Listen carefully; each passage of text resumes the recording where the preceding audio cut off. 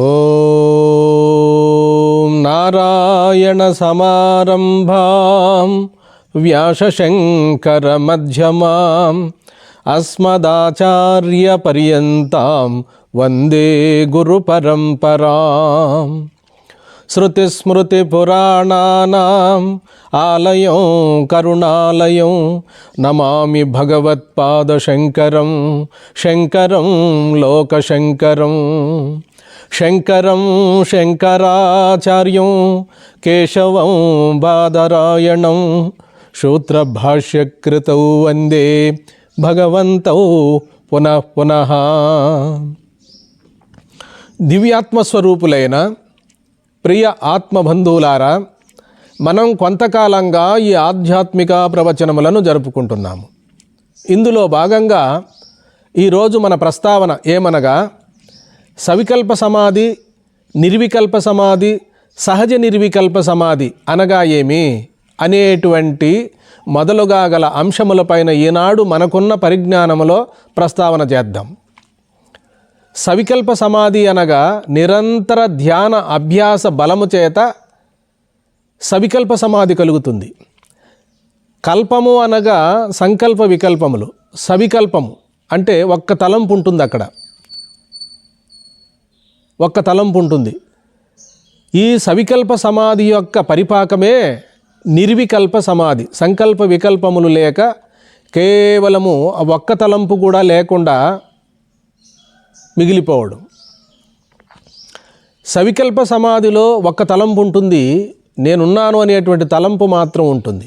అది కూడా దాటి నిర్వికల్ప సమాధిలో రాత్రి సుషుప్తిలో ఏ విధముగా ఏమీ తెలియకుండా ఆనందాన్ని అనుభవించామో ఆ విధముగా ఉండేటువంటిదే నిర్వికల్ప సమాధి. అంతకంటే ఇంకా ఎక్కువగా ఉంటుంది నిర్వికల్ప సమాధి. అయితే ఇక్కడ సమాధికి సుషుప్తికి కొంచెం తేడా ఉందని చెప్తారు. సుషుప్తి అజ్ఞాన దశ, సమాధి జ్ఞాన దశ అంటారు. ఇక్కడ సుషుప్తిలో మనస్సు నిద్రాణమై ఉంటుంది, సమాధిలో మనసు తేజోవంతమై ప్రకాశవంతమై ఉంటుంది. ఇంతే తేడా అని చెప్పారు. అయితే ఈ నిర్వికల్ప సమాధిలో కూడా వాసనాక్షయము మనోనాశము కలగదంటాడు భగవాన్ రమణ మహర్షుల వారు. సవికల్ప సమాధిలో ఉన్నాననేటువంటి ఒక్క తలంపు ఉంటుంది, నిర్వికల్ప సమాధిలో ఆ తలంపు కూడా పడిపోయి కేవలం ఆనంద రూపమైనటువంటి ఒక స్థితి ఉంటుంది అంటున్నారు. అయితే సహజ నిర్వికల్ప సమాధి, ఈ సహజ నిర్వికల్ప సమాధిలో మనసు బ్రహ్మాకారాన్ని చెందుతుంది, ఆత్మ ప్రత్యయంగా మిగులుతుంది. వ్యవహారిక దశలో కూడా తాను ఆత్మకన్నా వేరు కాదని, సర్వకాల సర్వావస్థల యందు కూడా తాను ఆత్మకన్నా వేరు కాదు, తన తుర్యస్వరూపుడేనని ఎరుకగలిగి మనస్సు బుద్ధి చిత్తమనే భేదము లేకుండా సర్వము బ్రహ్మమాత్రుడై చిన్మాత్ర స్వరూపుడై ప్రకాశిస్తున్న చైతన్యమే నేను అని చెప్పి ఆ వ్యవహారిక దశలో కూడా నిరంతరము సర్వే సర్వత్ర నిరంతరము కూడా తన యొక్క స్వరూపాన్ని స్వస్వరూపాన్ని విస్మరణ లేకుండా ఏమి చేస్తూ ఉండినప్పటికీ కూడా తన మూలము పైన దృష్టి ఉంచి సదా అలా కర్తృత్వరహితంగా భోతృత్వరహితంగా సదా బ్రాహ్మీ స్థితిలో ఉంటాడు. ఇది రమణ మహర్షుల వారు చెప్పినటువంటి సహజ సమాధి. నీవు నీ స్వస్థితిలో ఉండుము అని భగవాన్ రమణ మహర్షుల వారు చెప్పారు. దీనికి ఒక తార్కాణం చెప్పారు రమణ భగవానుడు. పూర్వము చేదబావులు ఉండేటివి, ఆ బావి దగ్గర ఒక బళ్ళి ఉండేది, దానికి ఒక తాడు చాంతాడు కట్టి బకెట్ను కిందికి బావిలోకి దింపి నీళ్లను లాక్కొనేవారు. కడవప్పుడు పొరపాటున బకెట్టు బావిలో పడిపోతే ఆ బళ్యానికి కట్టినటువంటి త్రాడు అట్లే బకెట్టుకు ఉంటుంది. బకెట్టుకు తాడుకు సంబంధం లేనట్టుగా ఉంటుంది, బావిలో కింద అడుగు భాగంలో ఉంటుంది. తిరిగి తాడును పట్టుకున్న వెంటనే బకెట్టు తేలికగా బయటకు వచ్చేస్తుంది. చూసేదానికి మనకు బకెట్టుకు త్రాడుకు సంబంధం లేకపోయినప్పటికీ కూడా లోపల అంతర్గతంగా తాడుకు బకెట్టుకు సంబంధం ఉంది కనుక తాడును పట్టుకున్న వెంటనే బకెట్టు కూడా బయటకు వచ్చేస్తుంది. అదే విధముగా నిర్వికల్ప సమాధిలో మనస్సు బీజ రూపంలో వాసనా రూపంలో ఉంటుందంటాడు యోగ నిర్వికల్ప సమాధిలో. అయితే సహజ సమాధిలో, సహజ నిర్వికల్ప సమాధిలో ఆత్మానాత్మ విచారణ చేసుకొని ఆత్మయే తాను సర్వకాల సర్వావస్థల యందు తాను తుర్యస్వరూపుడే గాని అన్యము కాదని శాస్త్ర విచారణ చేత ఇప్పుడే ఇక్కడే తాను జాగ్రత్తలోనే తాను బ్రాహ్మీ స్థితిని అనుభవిస్తాడు. ఒక్క తడవ తన యొక్క యథార్థ స్వరూపమునందు మనస్సు లయమైనేని ఆత్మ కన్నా మనసు వేరుగా ఉండదు కాబట్టి ఇది వాసనాక్షయము మనోనాశము కలుగుతుందంటాడు. నిర్వికల్ప సమాధిలో మనసు మాత్రము బీజ రూపంలో వాసనా రూపంలో ఉంటుంది. నిద్ర నుండి మేల్కొన్నవాడు ఎలాగైతే మళ్ళా పూర్వవాసనలు గుర్తుకొస్తాయో అదేవిధంగా వృత్తులు పునరావృతమవుతాయో తద్విధముగా సమాధి నుండి బయటకు వచ్చినటువంటి వారికి అజ్ఞానము ఇంకా తొలగలేదు కనుక దేహాభిమానము, దేహానికి సంబంధించినటువంటి ఆలోచనలు పునరావృతమవుతూ ఉంటాయంటాడు. మరి జాగ్రత్తావస్థలో ఆత్మానాత్మ విచారణ చేసుకున్నటువంటి జ్ఞానయోగులకు దేహమునకు సాక్షిగా ఉన్నటువంటి ఆత్మస్వరూపాన్ని, తన స్వరూపాన్ని గుర్తించడం వల్ల ఇక సమాధిని కానీ ధ్యానమని కానీ యోగమని కానీ కాకుండా సర్వత్రా తాను పరిపూర్ణ పరమాత్మ స్వరూపుడుగా మిగులుతాడు కనుక అతనికి మేల్కొన్న తర్వాత కూడా వేరే విధంగా మనసు తోస్తూ ఉన్నప్పటికీ కూడా అది బ్రహ్మము కంటే వేరు కాదని, ఆలోచన పరంపరకు కూడా తాను సాక్షిగా ఉన్నానని, శరీరము తనకు కేవలము దృశ్యమేనని, తాను దృక్కని, సర్వకాల సర్వావస్థల యందు కూడా బ్రాహ్మీ స్థితిలో ఉంటాడని చెప్పి భగవాన్ రమణ మహర్షుల వారు సహజ నిర్వికల్ప సమాధిని మనకు ప్రబోధించాడు. ఇంతటి సూక్ష్మజ్ఞానము, ఇంతటి తాహత, ఇంతటి సామర్థ్యము ఎప్పుడు వస్తుంది అంటే జన్మజన్మల పరిపాకం వలన కూడా ఇది వస్తుంది అంటున్నాడు. కాబట్టి ఈరోజు మనం సవికల్ప సమాధి, నిర్వికల్ప సమాధి, సహజ నిర్వికల్ప సమాధిని గురించి కొంతమేరకు మనం ప్రస్తావన చేసుకున్నాం. అయితే త్రిపుర రహస్యం అనేటువంటి సద్గ్రంథములో దత్తాత్రేయుల వారు పరశురాముల వారికి బోధ చేస్తారు. ప్రతి మానవుడికి ప్రతి దశలో సమాధి కలుగుతూ ఉంది, కానీ ఆ విషయము సాధక దశలో తెలియలేదు. వ్యవహారిక దశలో సమాధి అవస్థ ఉంటేనే అది ధ్యాన స్థితిలో కానీ సమాధిలో కానీ మనకు అనుభవం వస్తుంది. వ్యవహారిక దశలో ఉంటే కదా మనకు ఆత్మస్వరూపము, ఆ సమాధి అవస్థ అది ఏకాగ్రతలో మనకు స్ఫురిస్తూ ఉంది. వ్యవహారిక దశలో లేకుండా సమాధి దశలోనే ఉన్నట్లయితే ఒకప్పుడు ఉండి ఒకప్పుడు లేనిది అది ఆత్మ కాదు. కాబట్టి సర్వత్రా ఎప్పుడూ ఉన్నది ఆత్మస్వరూపమే. ఆ ఆత్మస్వరూపం అనేటువంటిది మనకు తెలియకపోవడం వలన, గురువుల ద్వారా సూక్ష్మాన్ని గ్రహించలేకపోవడం వలన, పరిపాకం లేకపోవడం వలన యోగ సమాధిలో మాత్రమే నాకు ఆత్మస్వరూపము ప్రకటితమవుతా ఉంది, వ్యవహారిక దశలో నాకు అది తెలియడం లేదని మనం భ్రాంతి పడుతున్నాం అని మరి దత్తాత్రేయులు వారు పరశురాముల వారికి త్రిపుర రహస్యం అనే సద్గ్రంథములో ప్రబోధ చేస్తున్నాడు. శాస్త్ర ప్రమాణము లేని సమాధి 100 పర్యాయములు కలిగినను ప్రయోజనము లేదు, శాస్త్ర సమానమైనటువంటి సమాధి దుర్లభము అంటాడు. శ్రీగంధపు చెట్టు అనేటువంటిది పూర్వం వినన్నా ఉండాలి, చూసన్నా ఉండాలి. అలా విని చూడనటువంటి పెద్దల ద్వారా విని ఆ చెట్టును చూడనటువంటి వారు శ్రీగంధపు వనములో తిరుగుతున్నా ఇది శ్రీగంధమని ఎట్లా తెలియదో, అదే విధముగా ఆత్మ అనుభవం అనేది గురువుల ద్వారా కానీ లేదా తన యొక్క స్వానుభవమును కానీ తెలుసుకొని ఉండాలి. లేకపోతే ఆత్మానుభవం నిరంతరం మనకు వ్యవహారిక దశలో ఉండినా కూడా అది మనకు అనుభవం రాదు, అది కాదనుకుంటాం. మనసు, బుద్ధి, చిత్తమే మనకు గుర్తుకొస్తూ ఉంటాయి. కాబట్టి ఇక్కడ మనం సూక్ష్మంగా గుర్తించవలసిన విషయం ఏమిటంటే సమాధి అవస్థ అనేది ఆత్మ అనుభవం అనేది జాగ్రత్తావస్థలో కూడా ఉండియే తీరవలెను. అది సమాధిలో మనకు వ్యక్తమైంది అంటే అది వ్యవహారిక దశలో కూడా ఉండియే తీరవలెను. కాబట్టి సమాధి దశయే పరమార్థం కాదు, సమాధి స్థితిని కూడా ప్రకాశింపజేస్తున్నటువంటి ఆత్మస్వరూపము తానేనని చెప్పి అనుభవం మనం గడించాలి. సమహ ధి అంటారు, అన్నిటి యందును బుద్ధిని సమంగా ఉంచుకోవడమే సమాధి అంటారు. జగద్గురు శంకరాచార్యులు వారు తమ భాష్యాలలో ఆత్మయందు మనసు ఏకమవ్వడమే సమాధి అంటాడు. మరి ఇక సమాధి అనగా మనము ఏదో యోగ సాధనల ద్వారా పొందాలనుకుంటాం, ఈ విషయం తప్పేం కాదు. అక్కడ కూడా కొంతవరకు మనసు ఉంటుంది, మనసు స్తబ్దతను పొందుతుంది. మరి ఆత్మ విచారణతో కూడిన సమాధి అనేటువంటిది బహుదుర్లభము అంటాడు భగవాన్ రమణ మహర్షుల వారు. కాబట్టి ఈ సమాధిని అనుభవానికి తెచ్చుకున్నటువంటి వాళ్ళు రెండు విధములుగా ఉన్నారు. కేవలము ఏకాగ్రతలో తనకేమీ తెలియకుండా ఆనందాన్ని అనుభవిస్తూ ఆనంద రూపమై మిగిలిపోయేటువంటి వాళ్ళు యోగ నిర్వికల్ప సమాధి.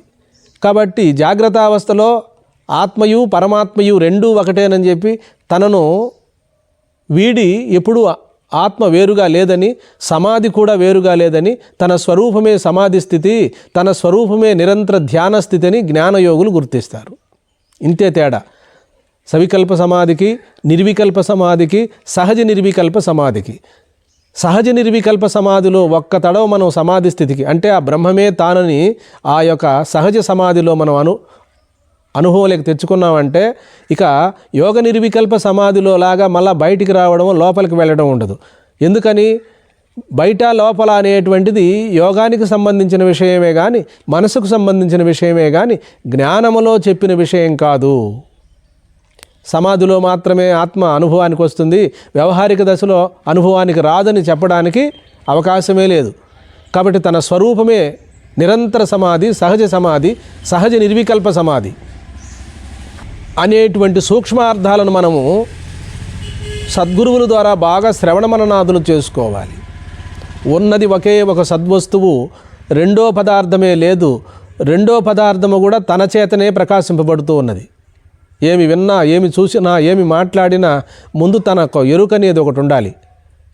తన స్వరూపం జ్ఞానమైతేనే తనకు జ్ఞేయం కనపడుతూ ఉన్నది. తన స్వరూపము చైతన్యమైతేనే తనకు జడము తోస్తూ ఉన్నది. తన స్వరూపము ప్రకాశవంతమైతేనే తనకు జడము తోస్తూ ఉన్నది. కాబట్టి ఈ విధముగా మనము ఆత్మానాత్మ విచారణ చేసుకొని ఆత్మస్వరూపులమై పరమాత్మ స్వరూపులమై మిగలడమే ఇందులో ఉన్న ఆంతర్యము, అంతరార్థము. కాబట్టి ధ్యానము, యోగము, జపము ఇవన్నీ కూడా హఠయోగపరంగా ఉండకూడదు, జ్ఞానపరంగా ఉండాలి. ఏమి చేసినప్పటికీ కూడా యుక్తియుక్తంగా ఉండాలి. ఆహార విహారములు యందు కూడా సమ్యక్ దృష్టిని పాటించాలి. కాబట్టి మనం ధ్యానం చేసేటప్పుడు కూడా మనసును నియంత్రణ చేయకూడదు, విశాల భావాన్ని పెంపొందింపు చేసుకోవాలి. మనసును కట్టడి చేయకూడదు, మనసుకు సాక్షిగా ఉండడానికి ప్రయత్నించాలి. మనము జ్ఞానస్వరూపులం అనేటువంటి విశ్వాసాన్ని ఇంకా దృఢపరచుకోవాలి. అద్దమునందు ప్రతిబింబము వలె ఆత్మ చైతన్యమునందు మనసు, బుద్ధి, చిత్తము, అహంకారము ప్రతిఫలిస్తూ ఉన్నవి. ఆ చైతన్యమునందు ప్రతిఫలించడం వలనే మనసు తెలియబడుతున్నది, బుద్ధి తెలియబడుతున్నది, చిత్తము తెలియబడుతున్నది. నా మనసు బాగలేదంటున్నాం, మనసు బాగలేని దానికి కూడా తాను సాక్షిగా ఉన్నారు. మనసు బాగుందని చెప్పడానికి కూడా తాను ఎరుకై ఉన్నాడు. కాబట్టి నా బుద్ధి అంటున్నాడు, నా మనసు అంటున్నాడు, నా చిత్తము అంటున్నాడు, నా దేహం అంటున్నాడు, నా వస్తువాహనాదులు అంటున్నాడు. సర్వాన్ని నేననేటువంటి ఎరుక ఉంటేనే నాది అనేటువంటి వస్తువులు ఉన్నవి. నేననేటువంటి ఎరుక లేకపోతే రెండో పదార్థమే లేదు. కాబట్టి మొదటి తలంపు లేకపోతే రెండో తలంపు లేదు. కాబట్టి మొదటి తలంపు కూడా అంతఃకరణ వృత్తియే. ఆ వృత్తికి కూడా సాక్షిగా ఉన్నటువంటి చైతన్యమే మన స్వరూపం. మన స్వరూపమే జ్ఞానస్వరూపం. సర్వకాల సర్వావస్థలందు కూడా తాను జ్ఞానస్వరూపుడే గాని తాను జ్ఞేయము కాదు. తాను జ్ఞాతయే గాని తాను జ్ఞేయము కాదు. తాను దృక్కే గాని దృశ్యము కాదు. తాను ఆత్మే గాని అనాత్మ కాదు. తాను చైతన్యమే కాని జడము కాదు. తాను విషయే కాని విషయము కాదు. ఇలా మనము గుర్తించుకుంటూ చివరగా సర్వదృక్కుగా మిగిలిపోవడమే ఇందులో ఉన్న పరమార్థం. కాబట్టి ఆత్మానాత్మ విచారణ అనేటువంటిది ఎంతో ప్రశంసనీయమైనది. విచారణలో చివరగా మిగిలిందేమి? తన స్వరూపమే. ధ్యానానికి ఒక ఆలంబనం ఉండాలి. అది ఇష్టదేవత కావచ్చు, ఏదైనా ఒక అంశం కావచ్చు. ఆ అంశాన్ని పట్టుకొని ధ్యానం చేస్తాం. రెండుంటాయి, ధ్యానం చేసే అంశము. కానీ ఆత్మ విచారణలో అలా లేదు. విచారణలో చివరకు తేలింది ఏమిటంటే తానే, తన స్వరూపమే. కాబట్టి ధ్యానము కంటే విచారణ శ్రేష్టమైనది. చివరగా విచారణ కూడా పక్కన పడవేసి కేవలం ప్రజ్ఞానం బ్రహ్మ, అహం బ్రహ్మాస్మి, తత్వమసి, అయమాత్మా బ్రహ్మ అనే మహావాక్యములు ప్రబోధించినట్టుగా తాను బ్రహ్మము తప్ప రెండో పదార్థము కాదని శ్రవణ మనన నిధిధ్యాసన సాక్షాత్కారములో అలా మిగిలిపోవడమే, స్పృహలో ఉండిపోవడమే, ఎరుకుగా మిగిలిపోవడమే, సత్తా స్ఫూర్తిగా ఉండిపోవడమే. ఆత్మసాక్షాత్కారము బ్రహ్మసాక్షాత్కారం అనగా రెండు పదార్థముల యొక్క కలయిక వలన సాక్షాత్కారం ఏర్పడుతుంది. దృక్కుంటేనే దృశ్యము, దృగ్దృశ్యాలు రెండూ కూడా ఒకటేనని చెప్పారు. అయినప్పటికీ కూడా సాధక దశలో ఇవి అర్థం కాదు కాబట్టి దర్శనము అనేటప్పటికి రెండు ఉండాలి, దర్శించేవారు దర్శింపబడేది. కాబట్టి అద్వైత సిద్ధాంతంలో రెండు లేవు, ఉన్నది ఒకటే. ఆ ఒకటి తన స్వరూపమే, తానే ఇట్లా ప్రపంచ రూపముగా దృక్కే దృశ్య రూపములో తోస్తూ ఉంది. కాబట్టి మనం ఇక్కడే మన స్వరూపము పరబ్రహ్మ స్వరూపమని అనుభవాన్ని గడించాలి, ఆనందంగా జీవించాలి. కాబట్టి మన ఆనందానికి ఏదైనా అడ్డు తగిలితే వెంటనే తోసేస్తాం. మనం ఎప్పుడూ ఆనంద స్వరూపులమే. అందుకని లోకములో ఎన్ని ఆనందాలు ఉన్నప్పటికీ కూడా బ్రహ్మానందం అంటారు. బ్రహ్మానందములో లవలేశమే విషయానందం. నయనానందము, శ్రవణానందము, రూపానందము ఇవన్నీ మనకున్నాయి. కాబట్టి ఇవన్నీ కూడా బ్రహ్మానందములో లవలేశమే. వీటన్నిటికీ మూలమైన ఆనందము పరమాత్మ స్వరూపము. పిండి వంటలు అనేక రకముగా ఉన్నప్పటికీ కూడా అందులో చక్కెర కలవకపోతే ఏ విధముగా మాధుర్యాన్ని ఇవ్వలేవో తద్విధముగా ఈ లౌకిక విషయాల యందు ఆనందము ఆ ఆత్మ నుండి వచ్చినదే. పదార్థములు వేరువేరుగా తోసినప్పటికీ కూడా అందులో ఉన్న చక్కెర మాధుర్యం ఒకటే. అలాగే మనకి విషయానందము ఎన్ని రకాలుగా ఉన్నప్పటికీ కూడా అందులో బ్రహ్మానందము యొక్క లవలేశమే విషయానందముగా మనం ఆస్వాదిస్తున్నాం.